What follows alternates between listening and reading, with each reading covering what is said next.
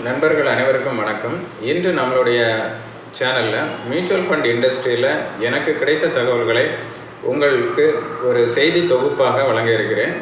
இந்த செய்தி தொகுப்பானது ஏற்கனவே மியூச்சுவல் ஃபண்ட் திட்டங்களில் முதலீடு செய்த முதலீட்டாளர்களுக்கும் புதிதாக முதலீடு செய்யும் முதலீட்டாளர்களுக்கும் பயனுள்ளதாக இருக்கும் என்று நம்பிக்கையின் அடிப்படையில் இந்த தொகுப்பை உங்களுக்கு வழங்குகிறேன்.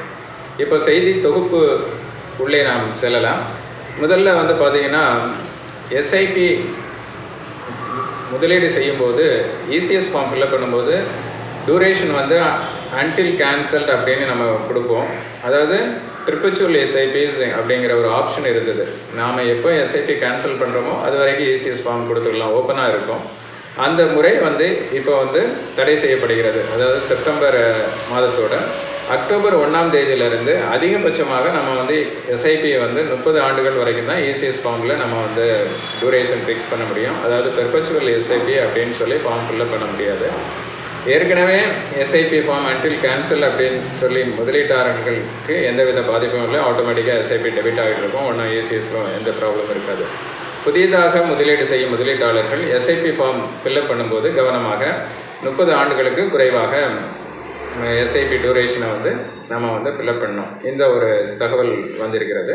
அதற்கு அடுத்தபடியாக ஆர்பிஐ, ஐஎம்எஃப் போன்ற அமைப்புகள் இந்தியாவினுடைய ஜிடிபி ஆனது வரும் ஆண்டுகளில் 6.3% அதிகமாக இருக்கும் என்று ஒரு அறிவிப்பை வெளியிட்டுள்ளனர். இந்த அறிவிப்பானது மியூச்சுவல் ஃபண்ட் திட்டங்களில் முதலீடு செய்யும் முதலீட்டாளர்களுக்கும் மியூச்சுவல் ஃபண்ட் சார்ந்த திட்டங்களில் முதலீடு செய்யும் முதலீட்டாளர்களுக்கும் பங்குச்சந்தை சார்ந்த முதலீட்டாளர்களுக்கும் பயனுள்ளதாக இருக்கும் அப்படிங்கிறத இந்த தகவல் மூலமாக நாம் புரிந்து கொள்ள முடியும். அப்புறம் நாமினேஷன் அப்டேட் பண்ணுறதுக்கு மியூச்சுவல் ஃபண்ட் நிறுவனங்களில் செப்டம்பர் மாதம் கடைசி தேதியாக ஒரு காலக்கெடு அறிவித்தனால் அதை கூடுதலாக 3 மாதங்களுக்கு நீட்டி உள்ளனர்.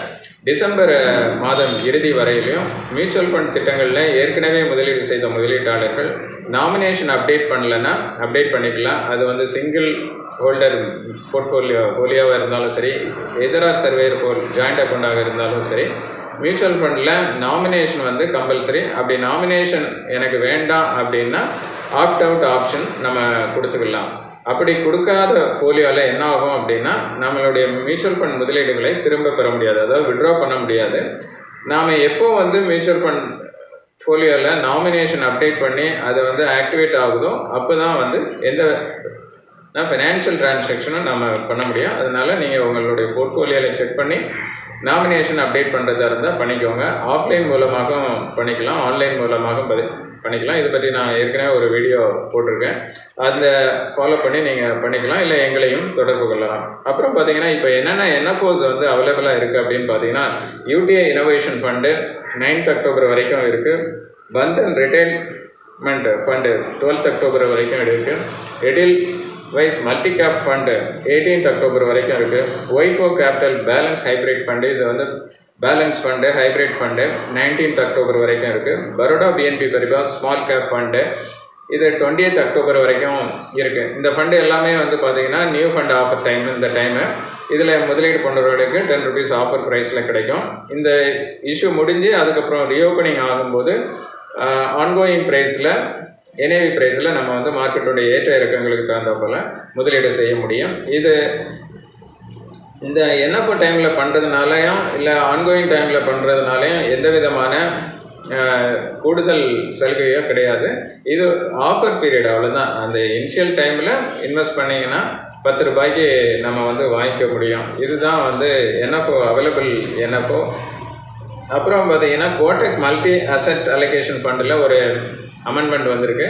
அதாவது ஏற்கனவே 5000 ரூபாய் குறைந்தபட்ச முதலீடாக இருந்தது. அந்த திட்டத்தில் எஸ்ஐபி 1000 ரூபாய் இருந்தது. அதை கணிசமாக சிறு முதலீட்டாளர்களும் பங்கு கொள்ளும் வகையில் லம்சம் இன்வெஸ்ட்மெண்ட் 100 ரூபாயும் எஸ்ஐபி 100 ரூபாயும் பண்ணிக்கலாம். அந்த ஃபண்டில் அடிஷ்னல் டாப்அப் கூட 100 ரூபாய் பண்ணிக்கலாம். இது சிறு முதலீட்டாளருக்கு சிறந்த ஒரு வாய்ப்பாக நாம் பார்க்கலாம். மிரை அசெட்ஸ் எமர்ஜிங் ப்ளூ சிப் ஃபண்டில் எஸ்ஐபி இப்போது லிமிட் பண்ணியிருந்தாங்க. 2500 ரூபா தான் நம்ம முதலீடு பண்ண முடியும். ஒரு பேன் கார்டுக்கு, ஒரு பேன் நம்பருக்கு, ஒரு ஃபோலியோவில் அவ்வளோதான் பண்ண முடியும். 2500 ரூபா தான் பண்ண முடியும் அப்படின்னு வச்சுருந்தாங்க.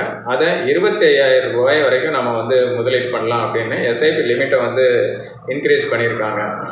அப்புறம் கடந்த ஓராண்டுகளில் மியூச்சுவல் ஃபண்டில் எந்த மியூச்சுவல் ஃபண்ட் கம்பெனி வேகமாக வளர்ந்துருக்கிறது அப்படிங்கிறத அசட் அண்டர் மேனேஜ்மெண்ட் அடிப்படையில் ஆம்பி வந்து கடந்த ஓராண்டு புள்ளி விவரங்களை செப்டம்பர் மாத இறுதி வரை உள்ள கடந்த ஓராண்டு புள்ளி விவரங்களை வெளியிட்டுள்ளது. அந்த வகையில் பார்க்கும்போது எஸ்பிஐ மியூச்சுவல் ஃபண்ட் கடந்த ஆண்டை செப்டம்பர் மாதத்திலிருந்து இந்த ஆண்டு 2023 செப்டம்பர் மாதத்துக்கான ஓராண்டு முடிவில் 1,44,000 கோடி அசட் அண்டர் மேனேஜ்மெண்ட் உயர்ந்துள்ளது. அதாவது கடந்த செப்டம்பர் மாதம் 2022 ஆண்டு 6.83 லட்சம் கோடியாக இருந்த asset under management average asset under management கடந்த செப்டம்பர் மாதம் 2023 8.20 லட்சம் கோடியாக இருக்குது. இது வந்து டாப் 10 மியூச்சுவல் ஃபண்டில் இது வந்து முதல் இதுவாக இருக்குது. அதே மாதிரி நான் அந்த பட்டியலை நீங்கள் பார்த்தீங்கன்னா தெரியும் இந்த வீடியோவில் என்னென்ன ஃபண்டெல்லாம் வந்து எவ்வளோ உயர்ந்திருக்கிறது அப்படின்னு பார்க்கலாம். அந்த வகையில்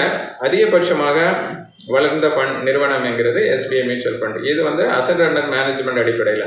அதற்கு அடுத்தபடியாக பார்க்கும்போது சதவிகித அடிப்படையில் எந்த ஃபண்டு உயர்ந்திருக்கு அப்படின்னு பார்த்தோம் அப்படின்னா ஒயிட் ஓக் மியூச்சுவல் ஃபண்ட் நிறுவனம் கடந்த செப்டம்பர் மாதத்தில் 662 கோடியாக இருந்த அசட் அண்டர் மேனேஜ்மெண்ட் இப்போ 4,200 கோடியாக இருக்குது. இது கிட்டத்தட்ட 534% அதனுடைய வளர்ச்சியை கண்டுள்ளது. இது சதவீத அடிப்படையில் என்னென்ன ஃபண்டுகள் உயர்ந்துள்ளன அப்படிங்கிறத இந்த வீடியோவில் நம்ம பார்க்கலாம். ஸோ இதன் அடிப்படையில் முதலீட்டாளர்கள் இந்த ஃபண்டு இவ்வளோ வளர்ந்துருக்கு, இந்த நிறுவனம் இவ்வளோ வளர்ந்துருக்கு அப்படிங்கிறத அடிப்படையாக கொண்டு இந்த மியூச்சுவல் ஃபண்டு திட்டங்களை முதலீடு செய்வதோ இந்த நிறுவனங்களை சூஸ் பண்ணுவதோ அந்த நோக்கத்தில் இந்த தகவலை சொல்லலாம். ஒரு தகவலுக்காக மட்டுமே நான் சொல்லியிருக்கிறேன். இது எந்த அளவுக்கு இந்த மியூச்சுவல் ஃபண்ட் நிறுவனங்கள் வளர்ந்து கொண்டிருக்கின்றன, மக்களுடைய மத்தியில் மியூச்சுவல் ஃபண்ட் முதலீடுகள் பெருகி கொண்டிருக்கின்றன அப்படிங்கிறதுக்கு இது வந்து ஒரு உதாரணமாக நாம் எடுத்துக்கொள்ளலாம். அப்புறம் செபியில் வந்து ஒரு அறிவிப்பு அனுப்பித்திருக்காங்க. மியூச்சுவல் ஃபண்ட் சங்க ஏஜென்ட் முகவர்களுடைய சங்கத்தில் ஐஎஃப்ஏ அப்படிங்கிற வேர்டை வந்து யூஸ் பண்ணக்கூடாது. இண்டிபெண்டன்ட் ஃபினான்ஷியல் அட்வைசர்ஸ் அப்படிங்கிற வேர்டை உபயோகப்படுத்தி சங்கத்தினுடைய பேரோ இல்லை முகவர்களோ ஐஎஃப்ஏ அப்படிங்கிற வார்த்தையை உபயோகிக்கக்கூடாது. எம்எஃப்டி மியூச்சுவல் ஃபண்ட் டிஸ்ட்ரிபியூட்டர் அப்படிங்கிற வார்த்தையை தான் உபயோகிக்க வேண்டும் அப்படிங்கிற ஒரு அறிவிப்பையும் அறிவித்திருக்கிறார். இப்போது அக்டோபர் 9ஆம் தேதியிலிருந்து அக்டோபர் 15ஆம் தேதி வரைக்கும் உலக அளவில் அனைத்து நாடுகளும் G20 உறுப்பு நாடுகள் உட்பட பெரும்பாலான நாடுகளும் இந்தியா உட்பட வேர்ல்டு இன்வெஸ்டர்ஸ் வீக் அப்படிங்கிற ஒரு வாரத்தை இந்த நிதி சம்பந்தமான அவேர்னஸ் ப்ரோக்ராமில் நிறையா உலக அளவில் நடத்தி கொண்டிருக்கின்றன. அந்த வகையில் நம்ம நாட்டினுடைய செபியும் இதனுடைய இணைந்து பல செமினார்கள், இன்வெஸ்டர் அவேர்னஸ் ப்ரோக்ராம் என்ற போன்ற தகவல்களை முதலீட்டாளர்கள் வழங்கி கொண்டிருக்கின்றன. இதை கூடுதல் தகவல்களை வலைத்தளமான வேர்ல்டு இன்வெஸ்டர் வீக்.org என்ற வலைத்தளம் மூலமாக இந்த 1 வீக்கில் என்னென்ன இன்வெஸ்டர்ஸ் அவேர்னஸ் ப்ரோக்ராம் இருக்குது, எந்த மாதிரியான தகவல்கள் இருக்குது, அதில் நிறைய இன்ஃபர்மேஷன் இருக்குது. தங்கள் முதலீட்டுகளுக்கு தேவையான பல தகவல்கள் அதில் இருக்குது. நீங்கள் நேரம் இருக்கும்போது அந்த வலைத்தளங்களில் சென்று பார்த்து உங்களுடைய முதலீட்டை பாதுகாப்பான முதலீடு செய்வதற்கு உதவியாக இருக்கும். நான் இதுவரை கொடுத்த செய்தி தொகுப்பு உங்களுக்கு பயனுள்ளதாக இருக்கும் என்று நம்புகிறேன். மீண்டும் ஒரு நல்ல தகவலோடு உங்களை சந்திக்கிறேன். நன்றி, வணக்கம்.